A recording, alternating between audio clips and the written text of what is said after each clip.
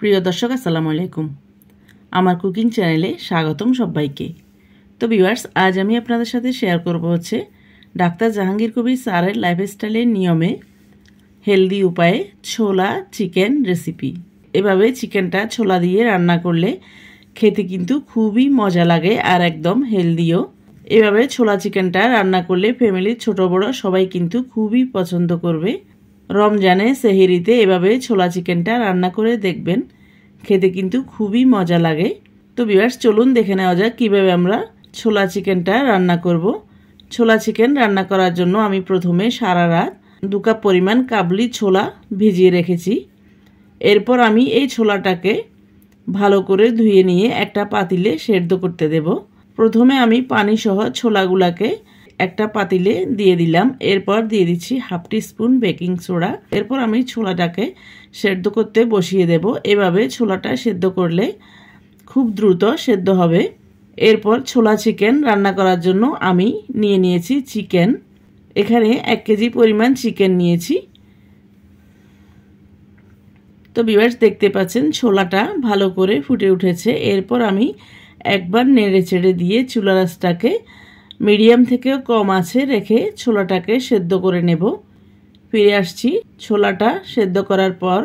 এ ফাঁকে আমি ছোলাটাকে বসিয়ে দিয়ে অপর চুলায় আমি একটা পাতিল বসিয়ে দিয়ে দেব 1 কাপ পরিমাণ সরিষার তেল। এরপর তেলটা ভালো করে গরম হয়ে গেলে দিয়ে দেব 2 কাপ পরিমাণ পেঁয়াজ কুচি।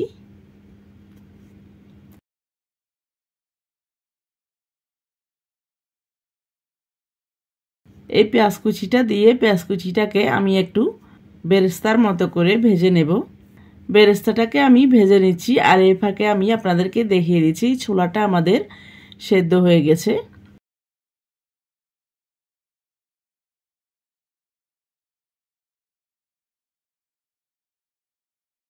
একটা ছোলা আমি দেখিয়ে দিচ্ছি, দেখতে পাচ্ছেন দুটো আঙ্গুল দিয়ে চাপ দিলেই এভাবে ভেঙে গেলে বুঝতে পারবেন যে আপনার ছোলাটা পারফেক্টভাবে সেদ্ধ হয়ে গেছে।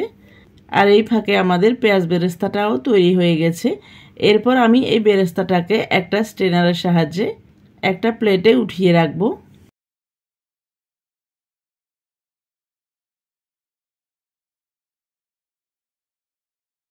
তো ভিউয়ার্স, দেখতে পাচ্ছেন আমি একটা প্লেটে পেঁয়াজ বেরেস্তাগুলোকে উঠিয়ে নিয়েছি। এই পেঁয়াজটাকে আমি ব্লেন্ড করে পরে মশলার সাথে অ্যাড করব। এরপর আমি পেঁয়াজ বেরেস্তা করা তেলে দিয়ে দেব চিকেন। চিকেনটা দিয়ে আমি ভালো করে নেড়েচেড়ে চিকেনের পানিটাকে শুধু বের করে নেব। আর চিকেনটা একটু সাদা হওয়ার জন্য অপেক্ষা করব। একদম লালচে টাইপ করে চিকেনটা ভাজা যাবে না, শুধু একটু সাদা টাইপ হয়ে এলে চিকেনটাকে উঠিয়ে নিতে হবে। এরপর আমি দিয়ে দিচ্ছি স্বাদ মতো লবণ।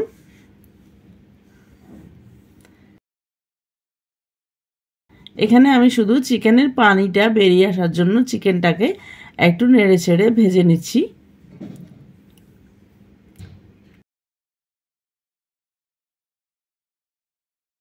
তো ভিউয়ার্স, দেখতে পাচ্ছেন চিকেন থেকে পর্যাপ্ত পরিমাণে পানি বেরিয়ে এসেছে।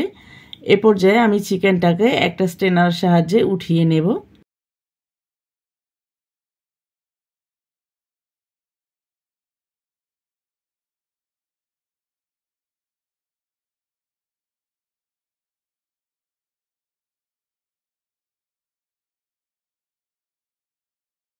এরপর আমি দিয়ে দেব 2 টেবিল স্পুন পরিমাণ আদা বাটা।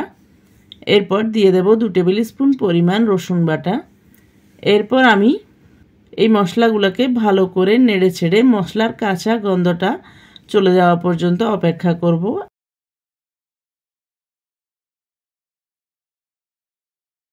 তো ভিউয়ার্স, দেখতে পাচ্ছেন আদা রসুনের কাঁচা গন্ধটা চলে যাওয়া পর্যন্ত আমি আদা রসুনটাকে ভেজে নিয়েছি। এই পর্যায়ে আমি দিয়ে দেব টমেটো পিউরি। এখানে আমি 4টা টমেটো ব্লেন্ড করে নিয়ে পিউরি করে নিয়েছি। এরপর দিয়ে দিচ্ছি কাঁচামরিচ বাটা। এখানে আমি একদম কচি কচি টাইপের 8 থেকে 10টার মতো কাঁচামরিচ ব্লেন্ড করে নিয়েছি। এরপর এই দুটো মশলাকে ভালো করে নেড়ে ছেড়ে তেলটা আলাদা হওয়া পর্যন্ত ভেজে নেব। তো ভিউয়ার্স, দেখতে পাচ্ছেন মশলাটা ভালো করে ভাজা হয়ে গেছে আর মশলা থেকে তেলটাও আলাদা হয়ে গেছে। এ পর্যায়ে আমি দিয়ে দেব গোটা গরম মশলা। এখানে আমি দিয়ে দিয়েছি 7-8টার মতো লবঙ্গ, দিয়ে দিয়েছি 4 টুকরো দারুচিনি, এরপর দিয়ে দিয়েছি 4টা ছোট এলাচ, এরপর দিয়ে দিয়েছি ছোট কয়েক টুকরো জায়ফল, দিয়ে দিয়েছি একটা স্টার মৌরি, এরপর দিয়ে দিয়েছি ছোট 2-3 টুকরো জয়ত্রী, এরপর দিয়ে দিয়েছি 2টা তেজপাতা, দিয়ে দিয়েছি 8-10টার মতো আস্ত গোলমরিচ।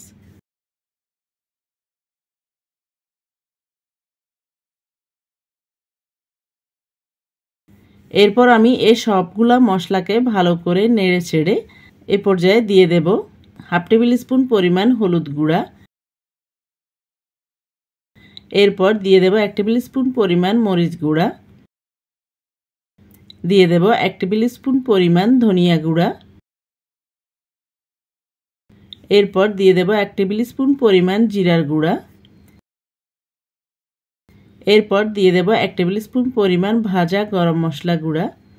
এরপর আমি এই সবগুলা গুঁড়া মশলা ভালো করে নেড়ে ছেড়ে কিছুক্ষণ ভেজে নেব।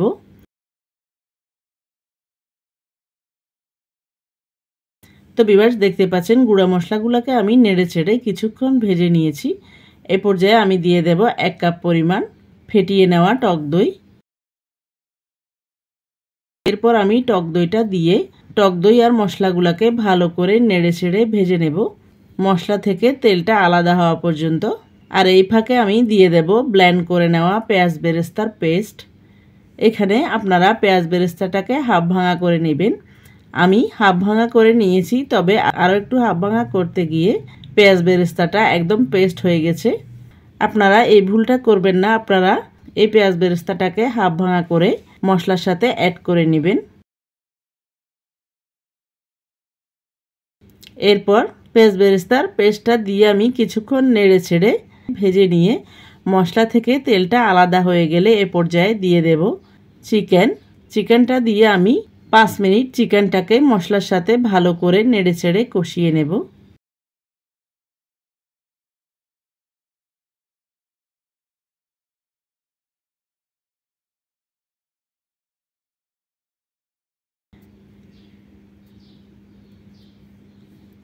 তো ভিউয়ার্স দেখতে পাচ্ছেন চিকেনটাকে আমি মশলার সাথে 5 মিনিট পর্যন্ত নেড়ে ছেড়ে কষিয়ে নিয়েছি। চিকেনটাও একদম ভালো করে কষানো হয়ে গেছে আর চিকেন আর মশলা থেকে তেলটাও আলাদা হয়ে এসেছে। এই পর্যায়ে আমি দিয়ে দেব আগে থেকে সেদ্ধ করে নেওয়া কাবলি ছোলা। এরপর এই কাবুলি ছোলাটা দিয়ে আমি আরও 2 থেকে 3 মিনিট পর্যন্ত ভালো করে নেড়ে ছেড়ে কষিয়ে নেব। ফিরে আসলাম 3 মিনিট পর। এরপর আমি এ পর্যায়ে দিয়ে দিচ্ছি ঝোলের জন্য পানি। এখানে আমি ফুটন্ত গরম পানি দিয়ে দিচ্ছি 3 কাপ পরিমাণ।